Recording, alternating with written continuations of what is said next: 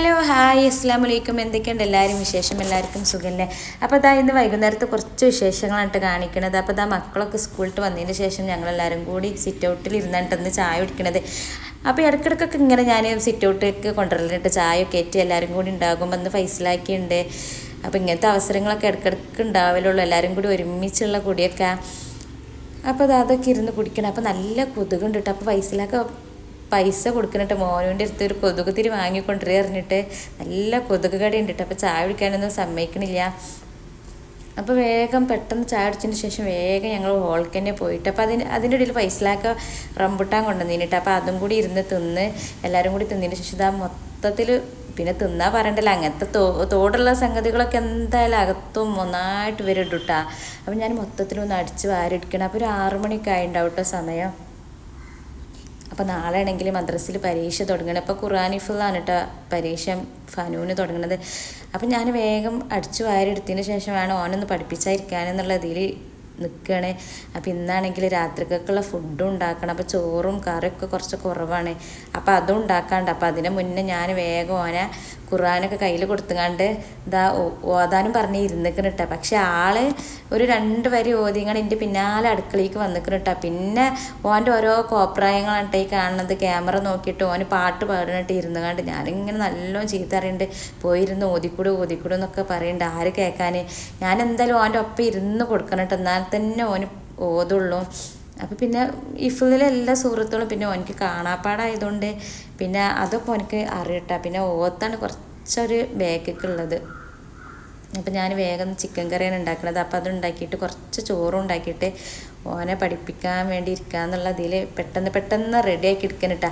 ഇവനക്കാണെങ്കിൽ ഒരു പേടിയില്ല കേട്ടാ. പരീക്ഷ ഇതൊക്കെ വരികയാണെങ്കിൽ പേടി മിമ്മനും എനിക്കാണ്. പരീക്ഷ തലേന്നൊക്കെയാണ് ഇരുന്ന് പഠിക്കൽ ആൾ. അതുവരെ പഠിക്കുമെന്ന് പറഞ്ഞാലൊന്നും കേൾക്കില്ല. അത് നമ്മളും അങ്ങനെ തന്നെയല്ലേ, പരീക്ഷ സമയമാകുമ്പോൾ തലേന്ന് ഇരുന്ന് പഠിക്കും. അപ്പോൾ ഞാനിത് മൊത്തത്തിലിട്ടാണ് വയറ്റി കൊടുക്കാനിട്ടാ. ഇങ്ങനെ ഓരോന്ന് ഇട്ട് വയറ്റി കൊടുക്കാനൊന്നും സമയമില്ല. അപ്പോൾ ഉള്ളിയും തക്കാളിയും ഉരുളക്കിഴങ്ങും എല്ലാം മൊത്തത്തിലിട്ടിട്ട് ഞാൻ വയറ്റി കൊടുക്കണം. അതിൻ്റെ ഇടയിലാണ് ഉപ്പ് തീർന്നത് കേട്ടോ. അപ്പോൾ ഇതിൻ്റെയൊക്കെ നമ്മളിങ്ങനെ നിർത്തി പിടിച്ച് പണിയെടുക്കുമ്പോഴേക്കാരം നമ്മളാ കുപ്പിയിൽ സാധനങ്ങൾ കഴിയണം കേട്ടോ. അപ്പോൾ ഇത് ഉപ്പും പാക്കറ്റ് സ്റ്റോക്ക് ഉള്ളതുകൊണ്ട് വേഗം ഞാനത് പൊട്ടിച്ച് കുപ്പിക്ക് ഇട്ട് കൊടുക്കുകയാണ്. അപ്പോൾ അത് മൊത്തത്തിൽ വേഗം റെഡിയാക്കി എടുക്കുന്നുണ്ട് കേട്ടോ. പിന്നെ ബാക്കിയുള്ളവരൊക്കെ ഇരുന്ന് അപ്പുറത്ത് ഇരുന്ന് പഠിക്കുന്നുണ്ട്. ഇവൻ്റെ ഒപ്പം ഞാൻ തന്നെ ഇരുന്ന് കൊടുക്കണം, എന്നാൽ തന്നെ ഇവൻ പഠിക്കുള്ളൂ.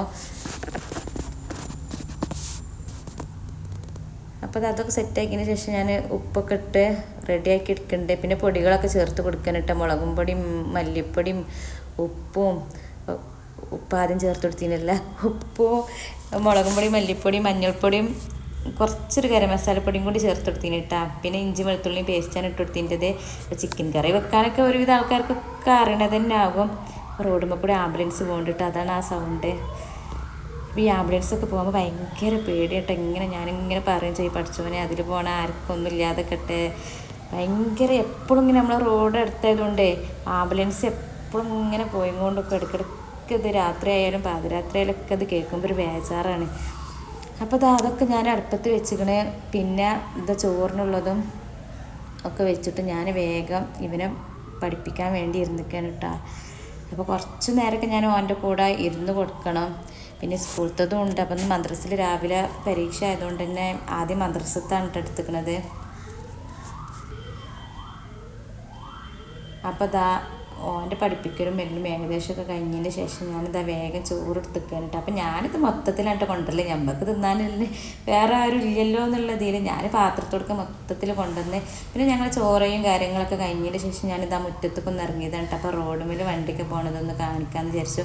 നല്ല രസമാണ് കേട്ടോ. ഇത് പിന്നെ ടെറസിൻ്റെ മുകളിൽ നിന്ന് എടുത്ത വീഡിയോ ആണ് കേട്ടോ. നല്ല രസമാണ്. നമ്മളെ ആ സൈഡും ഈ സൈഡും 2 ഭാഗം കാണാനും നല്ല രസമാണ് കേട്ടോ. രാത്രി ആയാലും പകലായാലും ഒക്കെ രാത്രി നല്ല രസമാണ്, ലൈറ്റും കാര്യങ്ങളും. അപ്പോൾ ഇത് ഈ വീഡിയോയിൽ അത്ര കണ്ട് രസത്തിലില്ല, പക്ഷെ നേരിട്ട് കാണുമ്പോൾ നല്ല രസമാണ് കേട്ടോ കാണാൻ.